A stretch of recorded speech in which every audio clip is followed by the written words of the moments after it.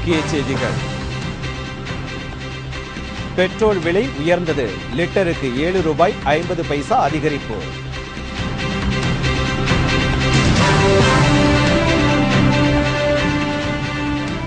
டெல்லி நாட்டுடைமை வங்கியில் பயங்கர தீ. புகைக்குள் சிக்கி ஏராளமானோர் தவிப்பு.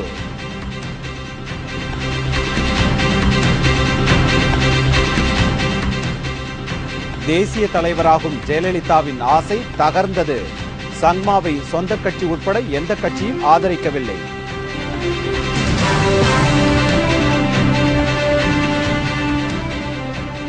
நித்யானந்தா சாமியாருக்கு எதிராக செயல்பட்ட மதுரை ஆட்சியர் சகாயம் அதிரடி மாற்றம். கோஆப்டெக்ஸ் நிர்வாக இயக்குநராக நியமனம்.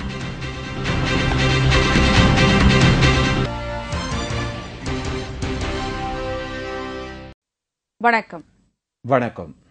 விரிவான செய்திகள். பெட்ரோல் விலை வரலாறு காணாத அளவிற்கு உயர்ந்துள்ளது. லிட்டருக்கு ₹7.50 வரை உயர்த்தி மத்திய அரசு உத்தரவு பிறப்பித்துள்ளது. சர்வதேச சந்தையில் டாலருக்கு நிகரான இந்திய ரூபாயின் மதிப்பு பெரிதும் சரிந்ததை அடுத்து கச்சா எண்ணெயின் விலை பெருமளவு உயர்ந்தது. இதனால் பெட்ரோல் விலையை உயர்த்த வேண்டிய அவசியம் ஏற்பட்டிருப்பதாக மத்திய பெட்ரோலியத்துறை அமைச்சர் ஜெயபால் ரெட்டி நேற்று தெரிவித்திருந்தார். இந்நிலையில் டாலருக்கு நிகரான இந்திய ரூபாயின் மதிப்பு பெருமளவு சரிந்ததை அடுத்து பெட்ரோலின் விலையை உடனடியாக உயர்த்தி மத்திய அரசு உத்தரவு பிறப்பித்துள்ளது. இதன்படி டெல்லியில் பெட்ரோலின் விலை லிட்டருக்கு ₹73, மும்பையில் ₹78, கொல்கத்தாவில் ₹77.53, சென்னையில் ₹76.53 உயர்ந்துள்ளது. இந்த விலை உயர்வு இன்று நள்ளிரவு முதல் அமலுக்கு வருகிறது. எனினும் டீசல் மற்றும் சமையல் எரிவாயு விலைகளில் எந்தவித மாற்றமும் செய்யப்படவில்லை. இந்த விலை உயர்விற்கு பாஜக, இடதுசாரிகள் உள்ளிட்ட அனைத்து கட்சியினரும் கடும் கண்டனத்தை தெரிவித்துள்ளனர். டெல்லியில் பஞ்சாப் நேஷனல் வங்கி தலைமை அலுவலகத்தில் பயங்கர தீ விபத்து ஏற்பட்டுள்ளது. வங்கிக்குள் சிக்கியிருக்கும் 200க்கும் மேற்பட்டோரை மீட்கும் முயற்சியில் அதிகாரிகள் தீவிரமாக உள்ளனர். டெல்லி அசோகா சாலையில் உள்ள தேசியமயமாக்கப்பட்ட பஞ்சாப் நேஷனல் வங்கி தலைமை அலுவலகத்தில் இன்று பயங்கர தீ விபத்து ஏற்பட்டது. மளமளவென பரவிய தீ அலுவலகத்தின் பல மாடிகளுக்கும் பரவியதால் ஊழியர்கள் அலறியடித்துக் கொண்டு வெளியேறினர். சுமார் 20க்கும் மேற்பட்ட தீயணைப்பு வாகனங்கள் தீயை அணைக்கும் முயற்சியில் ஈடுபட்டன. இந்த தீ விபத்து காரணமாக அப்பகுதி முழுவதும் கடும் புகை மூட்டம் ஏற்பட்டு மூச்சுத் திணறலால் பொதுமக்கள் அவதியடைந்தனர். மின் கசிவு காரணமாக இந்த தீ விபத்து ஏற்பட்டிருக்கக்கூடும் என்று முதற்கட்ட விசாரணையில் தெரியவந்துள்ளது. இதற்கிடையே கட்டிடத்தின் 4வது மாடியில் சிக்கிக் கொண்டிருக்கும் 200க்கும் மேற்பட்டோரை காப்பாற்றும் பணி நடைபெற்று வருகிறது. இதில் பலருக்கும் காயம் ஏற்பட்டிருக்கக்கூடும் என அஞ்சப்படுகிறது. இதேபோல் உத்தரப்பிரதேச மாநிலம் அலகாபாத்தில் உள்ள கரேலி பகுதியில் ஏற்பட்ட வெடிகுண்டு விபத்தில் சிக்கி 4 பேர் பலியானார்கள்.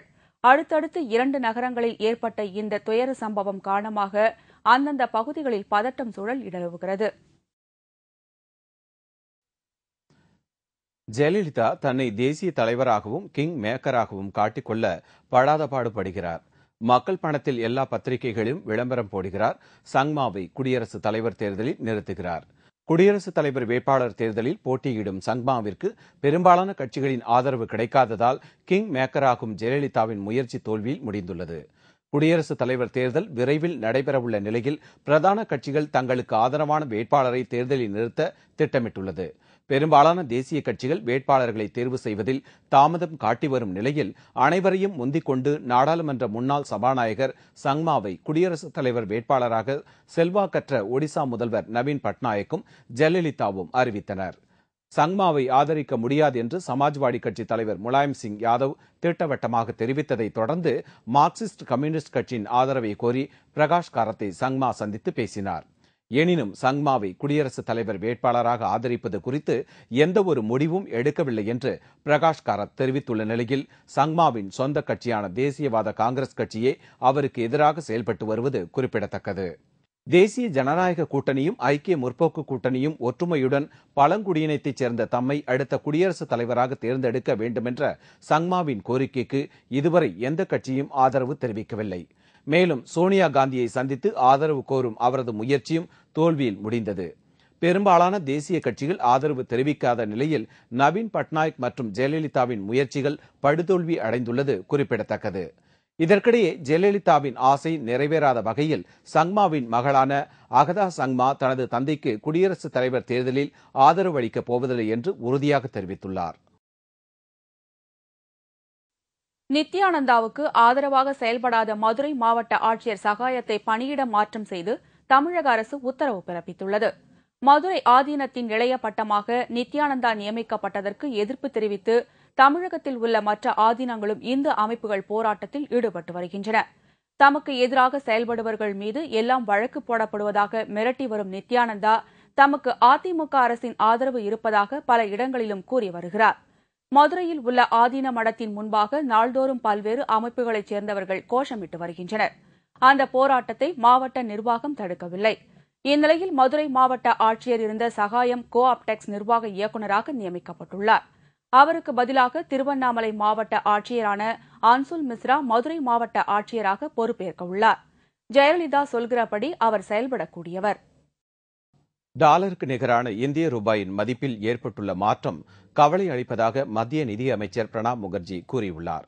அமெரிக்காவின் ஒரு டாலருக்கு இந்திய பணம் 56 ரூபாய் சமம் என்னும் அளவில் ரூபாய் மதிப்பு குறைந்துள்ளது. இந்நிலையில் ஐரோப்பிய கூட்டமைப்பின் யூரோ வருகையால் டாலருக்கு இருந்த மதிப்பு சற்று குறைந்தது. இந்நிலையில் ஐரோப்பிய கூட்டமைப்பு நாடுகளில் பொருளாதாரம் பெருமளவு பாதிக்கப்பட்டுள்ளது.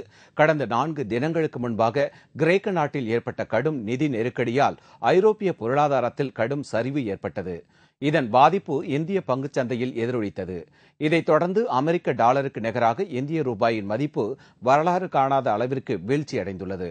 இதற்கு காங்கிரஸ் அரசின் தவறான பொருளாதார கொள்கையே காரணம் என்று பாஜக செய்தித் தொடர்பாளர் ரவிசங்கர் பிரசாத் குற்றம் சாட்டியுள்ளார். Deeply concerned about the declining, depreciating rupee in comparison to dollar.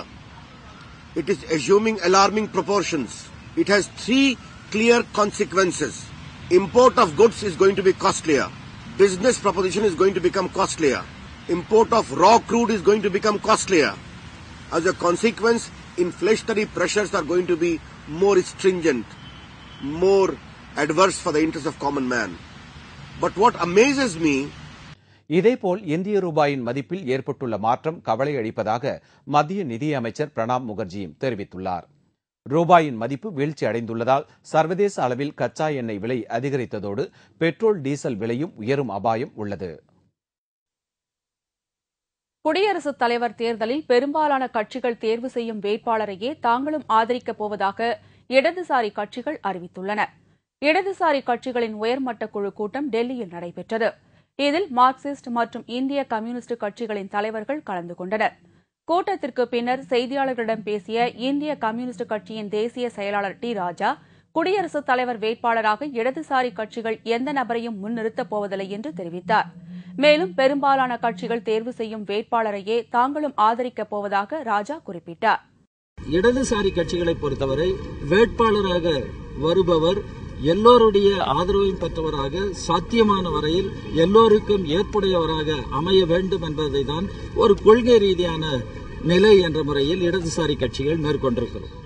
பெட்ரோலின் விலையை மத்திய அரசு உயர்த்தக்கூடாது என்று தெரிவித்த டி ராஜா, இதனால் நடுத்தர மக்கள் மிகவும் பாதிக்கப்படுவார்கள் என்று குறிப்பிட்டார். இப்படி அரசு டீசல் பெட்ரோல் விலை உயர்த்துமானால் உடனடியான எதிர்ப்பு இயக்கங்களை நடத்த வேண்டும் என்று கட்சி அணிகளையும் மக்களையும் கேட்டுக் கொண்டிருக்கிறோம். ஐக்கிய முற்போக்கு கூட்டணி பதவியேற்று 3 ஆண்டுகளாகியும் செயல்படாத நிலையில்தான் உள்ளது என்று முதலமைச்சர் ஜெயலலிதா குற்றம் சாட்டியுள்ளார். தலைமைச் செயலகத்தில் கார் நிறுத்தும் போர்டிகோவில் நிறுத்தப்பட்டிருந்த செய்தியாளர்களை முதல்வர் ஜெயலலிதா சந்திக்க இருப்பதாக தகவல் வெளியானதை அடுத்து பத்திரிகை மற்றும் ஊடகங்களைச் சேர்ந்த ஏராளமானோர் கொளுத்தும் வெயிலில் காத்திருந்தனர். நீண்ட நேரம் காத்திருப்புக்கு பின்னர் ஜெயலலிதா பேசினார். அப்போது ஐக்கிய முற்போக்கு கூட்டணி அரசு 3 ஆண்டுகால ஆட்சியை நிறைவு செய்வதாக கூறி விருந்து மற்றும் கொண்டாட்டங்களை நடத்தியது. ஆனால் மத்திய அரசு ஒன்று இயங்குகிறதா என்று பொதுமக்கள் கேள்வி எழுப்பும் நிலையில்தான் காங்கிரஸ் அரசு இருப்பதாக குற்றம் சாட்டினார். குடியரசுத் தலைவர் தேர்தலில் PA சங்மாவை தாங்கள் முன்னிறுத்தி வருவதாகவும் அதனால் அனைத்துக் கட்சி ஆதரவையும் கோரி வருவதாக ஜெயலலிதா கூறினார். இந்த பத்திரிகையாளர்களை சந்திக்கும் போது ஜெயலலிதாவின் பாதுகாவலர்கள் மற்றும் காவல்துறை அதிகாரிகள் பாதுகாப்பு என்ற பெயரில் கொடுத்த நெருக்கடி பத்திரிகையாளர்களை அதிர்ச்சியில் ஆழ்த்தியது. தொடர் வேலைநிறுத்தத்தில் ஈடுபட்டுள்ள விமானிகளுக்கு எதிராக ஏர் இந்தியா நிறுவனம் டெல்லி உயர்நீதிமன்றத்தில் நீதிமன்ற அவமதிப்பு வழக்கு தொடர்ந்துள்ளது. மனுவில் வேலைநிறுத்தம் சட்டவிரோதம் என்று நீதிமன்றம் உத்தரவிட்ட பின்னரும் விமானிகள் வேலைநிறுத்தம் செய்து வருவதை ஏர் இந்தியா நிறுவனம் சுட்டிக்காட்டியுள்ளது. நீதிமன்ற உத்தரவை மதிக்காமல் தொடர் வேலைநிறுத்தத்தில் ஈடுபட்டு வரும் விமானிகள் மீது நடவடிக்கை எடுக்க வேண்டும் என்று மனுவில் கூறப்பட்டுள்ளது. இதனிடையே டெல்லியில் செய்தியாளர்களிடம் பேசிய விமான போக்குவரத்துத்துறை அமைச்சர் அஜித் சிங் நிபந்தனையற்ற பேச்சுவார்த்தை நடத்த விமானிகள் மறுத்து வருவதாக குற்றம் சாட்டியுள்ளார். இதனால் வேலைநிறுத்த பிரச்சினை எப்போது முடிவுக்கு வரும் என்பதை தற்போது கூற முடியாது என்று அவர் கூறியுள்ளார். No, we are planning what to do. It takes little time. And whatever action the Air India management can take, they are taking them. तो मैं नहीं कह सकता कब क्या खत्म हो सकता है क्योंकि they are not willing to talk. They are not willing to talk unconditionally. They have conditions. It's a illegal strike.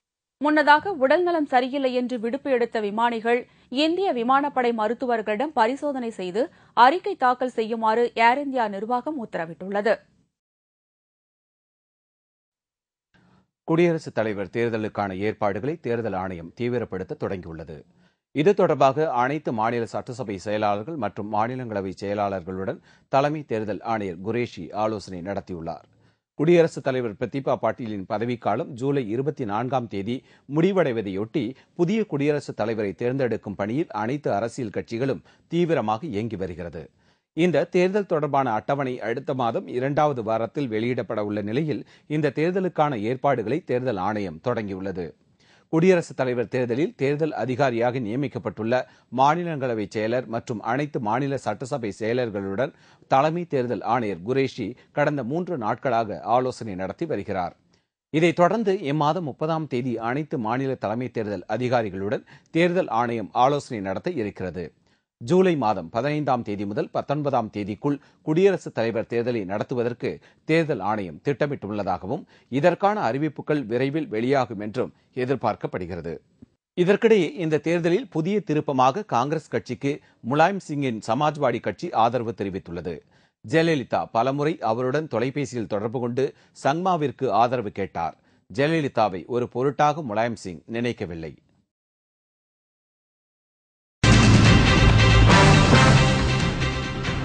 கோவில் தேரோட்டங்களை நடத்த கட்டுப்பாடு, இரவு நேரத்தில் நடத்தக்கூடாது என அரசு உத்தரவு.